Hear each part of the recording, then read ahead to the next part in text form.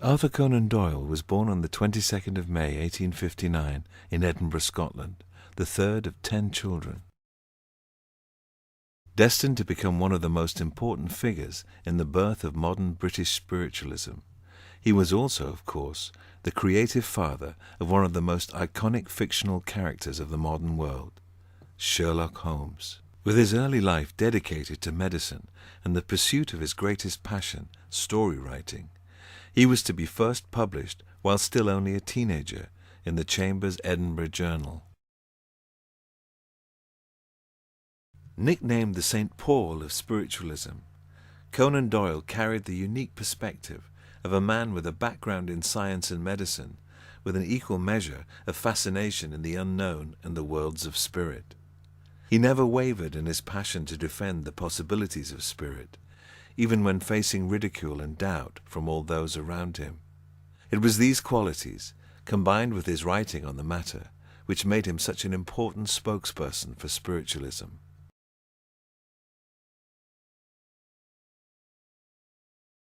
Sir Arthur joined the Society for Psychical Research and participated in sets of experiments in telepathy with a Mrs. Ball between 1885 and 1888.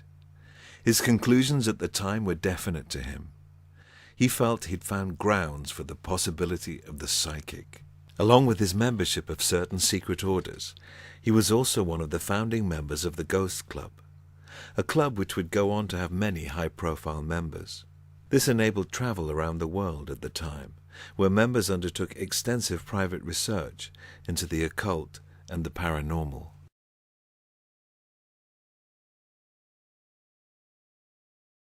His belief in spirit communication, however, was to come later in his life.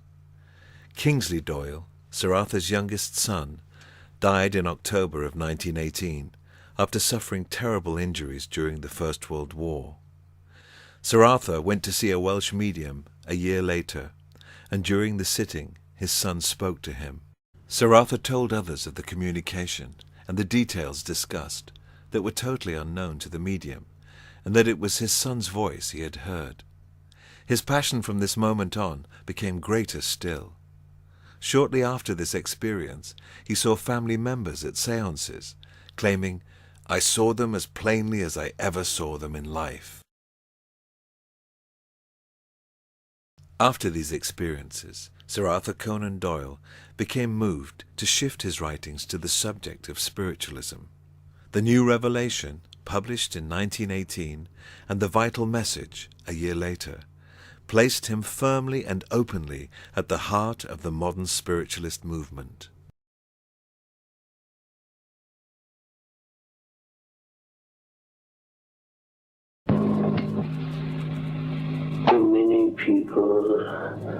Too many people do not seem to have time, even if they have the opportunity.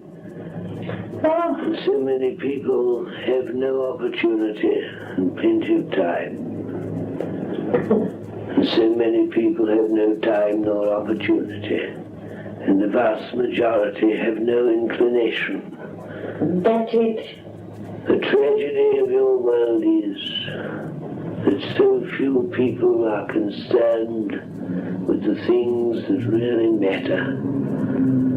Everyone finds time and makes opportunity, if possible, for the most mundane, most miserable of material things. Things which to them seem, on the surface, so important, so vital, so necessary. One appreciates, of course, the problems of your life and the difficulties, the struggle for making a living in the ordinary way. The average person, I quite understand, has many problems to contend with. Yours is a complicated and difficult life. Your world gives many problems, and the average person, no matter who he or she may be, will devote all that effort and time to striving to overcome obstacles Indeed, man has a nature that enables him, no matter what the setbacks, to keep on striving and struggling. But all this is invariably of the material.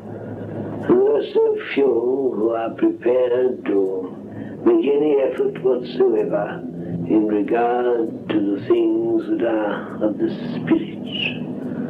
Even when a key, as it were, is put in the door and turned for them, very few will in a spiritual sense make any attempt, even when the door is open, to walk through and see what is on the other side. You know, when I was on your side, I was so often distressed, so often concerned with people who, even though opportunity was presented to them, they took little advantage of it. And if they did, even in spite of their nature, they would not willingly accept the truth, the evidence of spiritualism.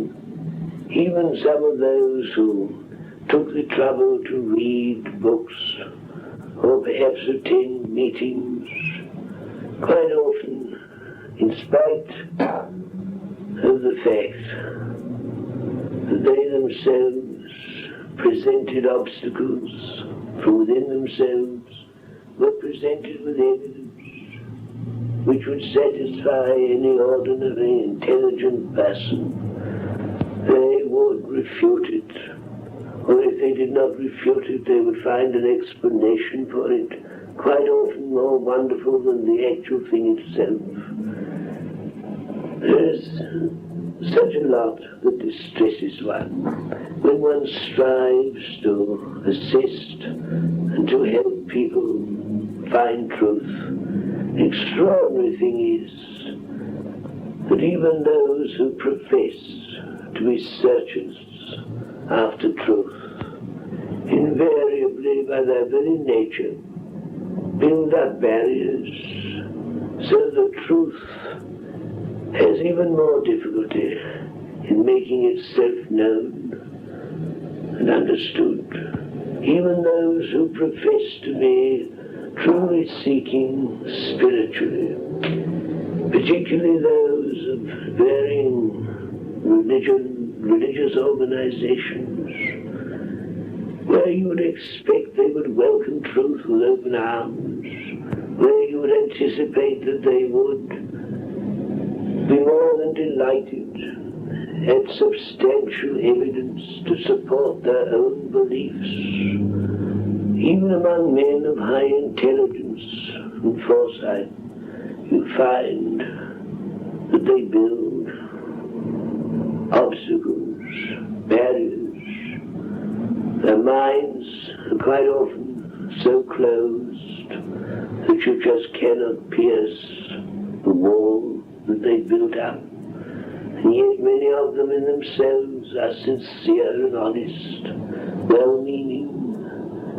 When I was on your side in my work to bring spiritualism to the forefront, to interest people and to arouse their curiosity, if you like, so that they might find something of real value, something that would be helpful to them, something that would comfort them. Quite often you would find over and over again these individuals who, having received by one means or another proof of survival, that they would quite often dispute it, try to tear it to pieces, try to make excuses and find other explanations. When I went on my tours, when I lectured, as I did so often, and I expounded my beliefs, occasionally someone would ask an intelligent question from the audience.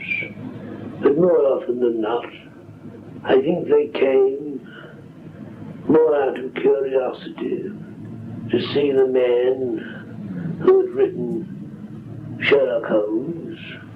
They were more concerned with seeing me, to meet the person, as it were, who'd aroused so much interest with his books, rather than to come and listen to my deep-founded beliefs. There were those who said that I was a fool, that I was ruining my reputation, that I was building up for myself complications which would affect the sales of my books. They would affect not only the sales of my books, but my integrity as a human being. But you know, it's an extraordinary thing.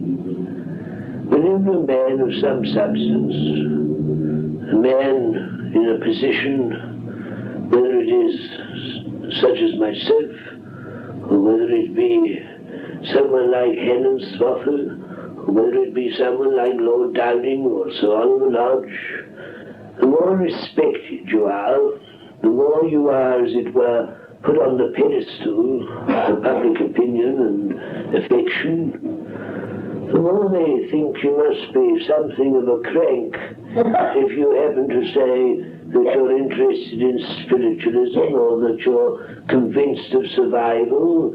They say, oh yes, such a clever brain, you know, such a remarkable man, but you know, of course, he's gone a little bit off his head in his old age. A number of people that never said it to my face, but implied it in various ways, in magazines and in papers, and indeed on a few odd occasions in my audience, who suggested that perhaps I've been writing so much fiction for so long that I'd created something from my own brain in regard to this subject. You know, people are extraordinary. If you give them what they want, they like you very much. But if you give them something that they don't want or think they don't want, or something which is foreign to their nature or to their upbringing and background, or if you tell them something that is against the accepted beliefs, whether it is in religion or in politics or whatever it is that goes against the grain, they think, oh well, poor old thing, he's a dear old thing, he's contributed a great deal in his own way, but now, of course, he's getting on a bit and he's gone a little bit soft. Have you ever spoken to any of these people on the earth since you've been over? Oh, I've been through and spoken at different times. And what do they think? Well, of course, now, some think I'm still a bit potty. Some still think that it's not me. You know, if I were to come through, if it were possible, and write a new book, or perhaps the new adventures of Sherlock Holmes, and though they were published, people wouldn't believe that I had come through and that I'd given them out. They would say, oh no, no matter how brilliant the book may be, or even if they were better, if the book were better than anything I'd written before, they would still say, oh no, it couldn't be, couldn't possibly be, must be some old manuscript that they've discovered and brought up that he wrote when he was on Earth. Or they make some excuse, of course, in some shape or form. You know, evidence of survival is something so personal to the individual that in a sense you cannot really lay down any fast, hard rules concerning it. What is evidence to one person cannot be evidence to another. And of course we have to accept this.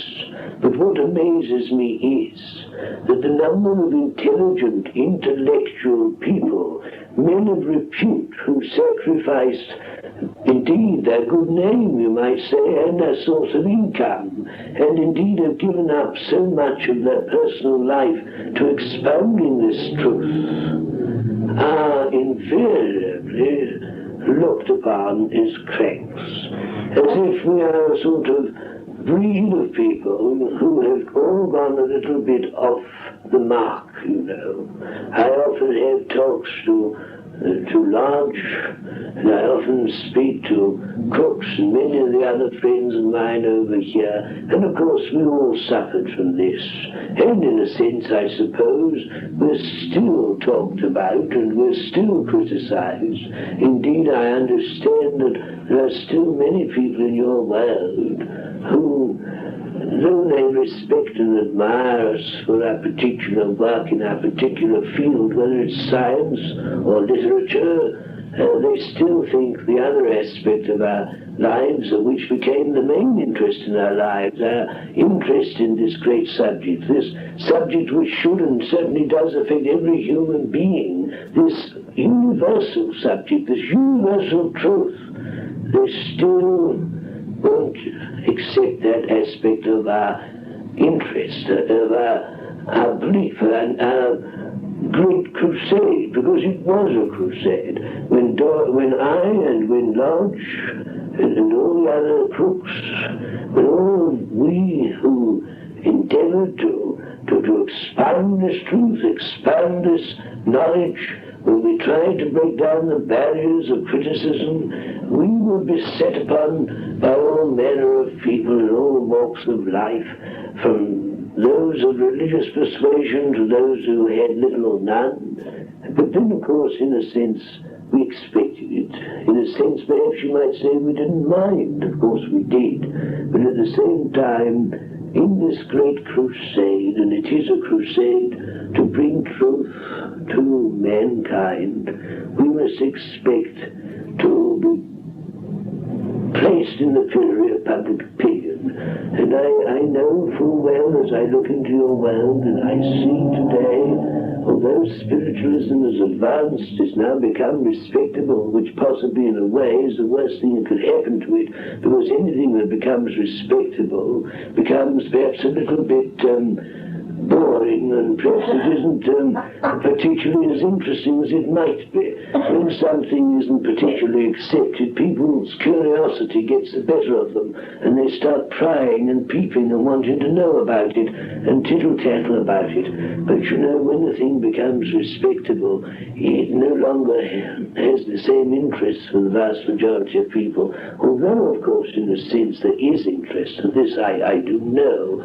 But what I feel is the tragedy, what I feel is the great pity, that so very few spiritualists are concerned with spirituality. So very few are concerned with discovering the possibility that is within each and every one.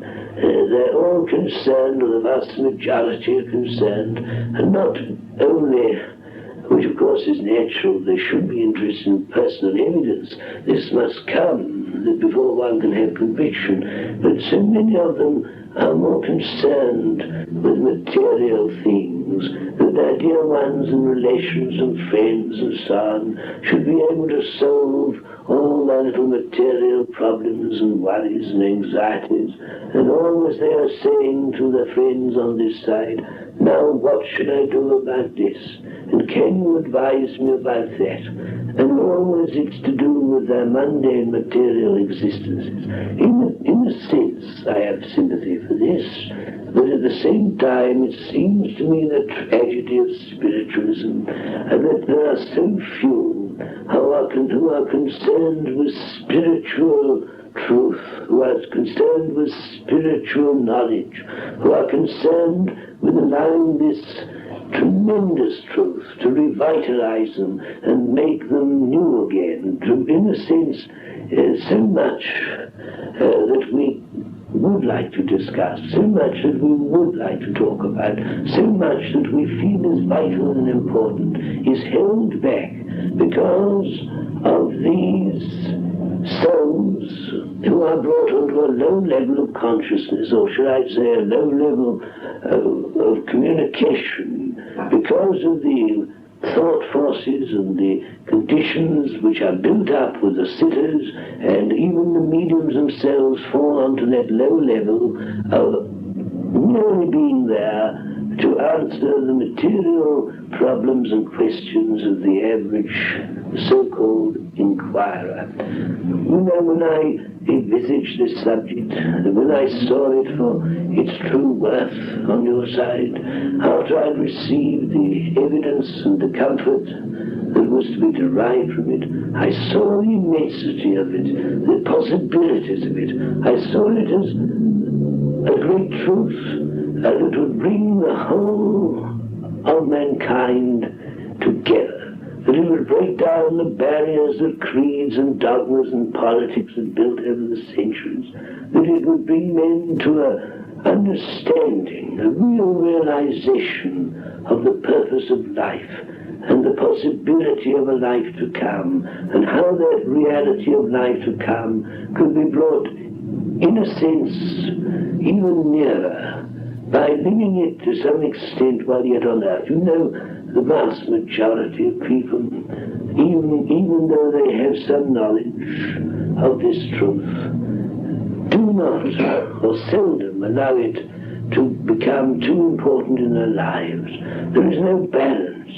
We don't expect, of course, that people in a world such as yours, which of course has changed so much since my day, and which is much more difficult a life to live, and the complexities are many and vast, but nevertheless, one would have thought that those who truly had this knowledge would have some balance in their lives, where they would sort of have this realization, and they would put it into practice, that they would allow it to be the dynamic force behind all their thoughts and actions, that they would truly be, as it were, a light, you might say, in the darkness of your world.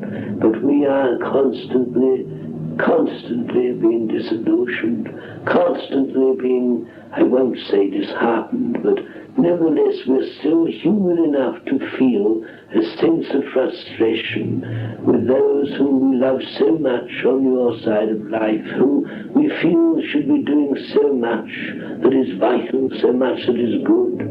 When we go into the churches and the societies and we hear the repetition of the mundane and the material, where it should be so vitalizing and so full of vitality and life of the spirit, how few churches now, it seems, have mediums or instruments who, as it were, can be taken over by the power of the Holy Spirit, be controlled and used and speak the words of the Spirit. So many seem to be on a low vibration, a vibration not very far removed from their own. There's so much astral communication, there's so much communication of a low order, there's so much that is said and done which is at variance with the truth of spirit as we understand and we know it. I think back to my own life, and I realize, of course, there were and must be difficulties. I know there is much to contend with, but I know this, that if a man or a woman is prepared, if necessary, to sacrifice themselves to truth, they will not allow any obstacle or barrier to stand in their way. They will go out and they will say unto the world, this is true. This is truly truth. For I have proved it, I have found it, and I know it to so be. And this is something which you can find and prove for yourself. This is not something that depends on a book or series or group of books written centuries ago, which has been changed and altered by men, oft-times for their own ends.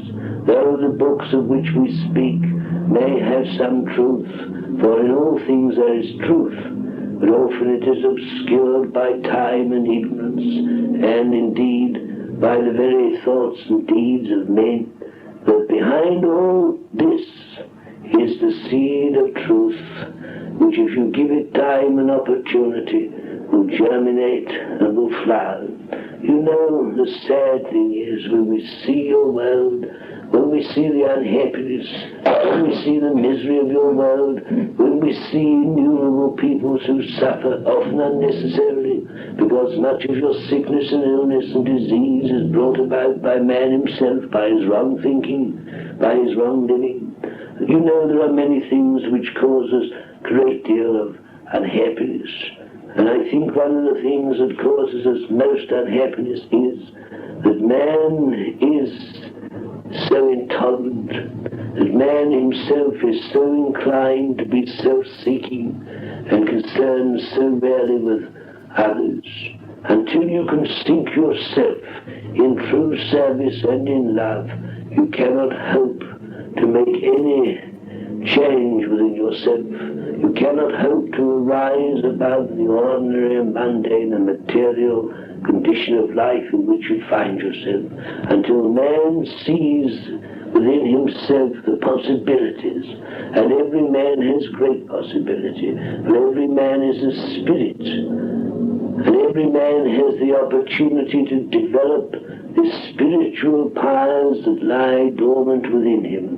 Everyone has the same opportunity. I know there are many people who say, oh, well, this man has a much better background, or this man has better opportunity because of this or that, or this man has so much more money and so on. But all these things, when analyzed, all fall back to the mundane and the material. And I would go as far as to say that those who seem to have oft-times the biggest obstacles are the ones who oft-times have the biggest opportunities. Because until you have suffered, until you have sometimes at least felt the need for the things of the Spirit, you cannot understand nor appreciate them. And it is true to say that oft-times those whose tasks are many and whose path is harder, oft-times they have, through their very sufferings, greater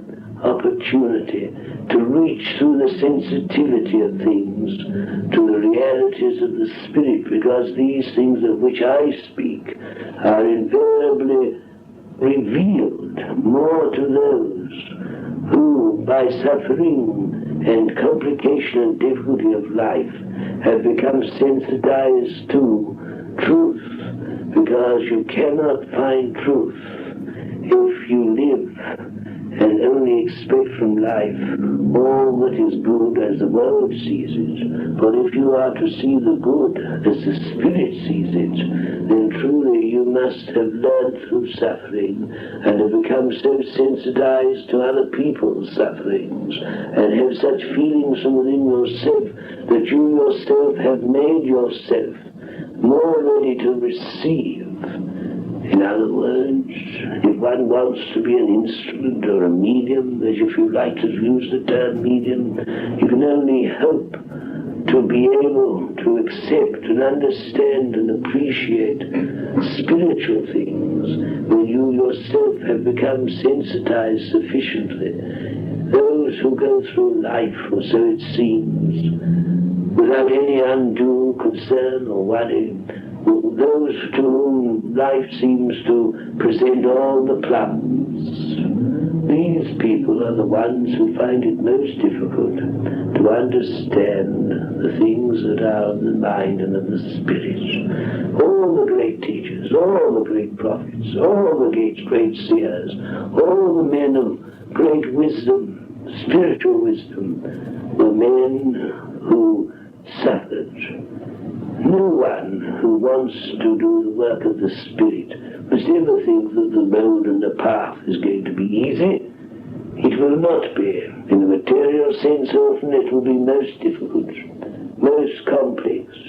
And indeed, truth, although fundamental aspect is by its very nature simple, nevertheless it has its complexities, because the human mind cannot necessarily grasp things too well or too easily.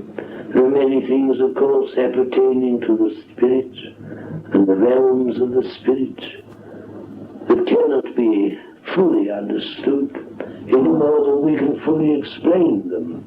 But I do say this, that any man or woman who sincerely seeks truth will find it. I know there will be some who criticize when they listen to this. There will be some who make excuses. There will be some who will say, oh, how do we know it's him? There will be some who will say, Oh, of course, you know, he had a cleft mouth, and it doesn't sound like his voice, but if they're intelligent, they know damn well I haven't got a cleft mouth over here. Anyway, carry on the good work, and bless you both. Good night, my dear.